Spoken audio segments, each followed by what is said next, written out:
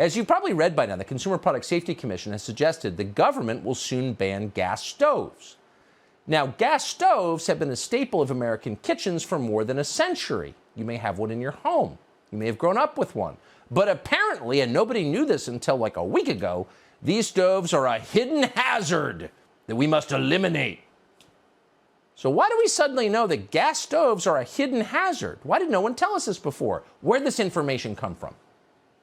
Well, as the Washington Free Beacon has reported, government regulators are citing a study from a group called the Rocky Mountain Institute.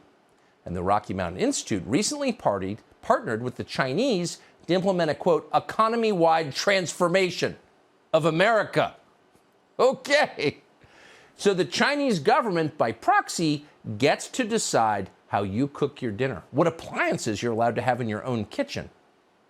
That's right, declared the Washington Post, and it's a good thing.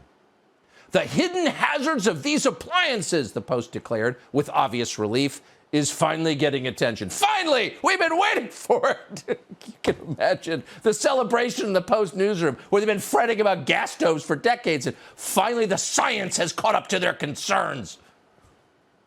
Actually, it turns out Democrats are trying to ban gas stoves, and they've been working on this for several years now. Problem was, we just didn't know. Los Angeles, San Francisco, Seattle, New York City have already restricted hookups for gas stoves and gas ovens. San Diego, which was once upon a time a nice and reasonable place, says it plans to ban all gas stoves outright by 2035, at which point it will be nirvana. Now remember, all of this moral panic on the left about gas stoves stems from fake science about the health risks of natural gas pushed by the Communist Party of China. Now, why would China push fake science like that? Maybe because the United States has some of the biggest natural gas reserves in the world. And if we can be convinced not to use those gas reserves, we will be weak and they will be strong. They're not banning gas stoves. It's that simple. But for the left, of course, kowtowing to China comes instinctively, but it's bigger than that. The real instinct here is that banning things other people like and enjoy is the purest expression of power.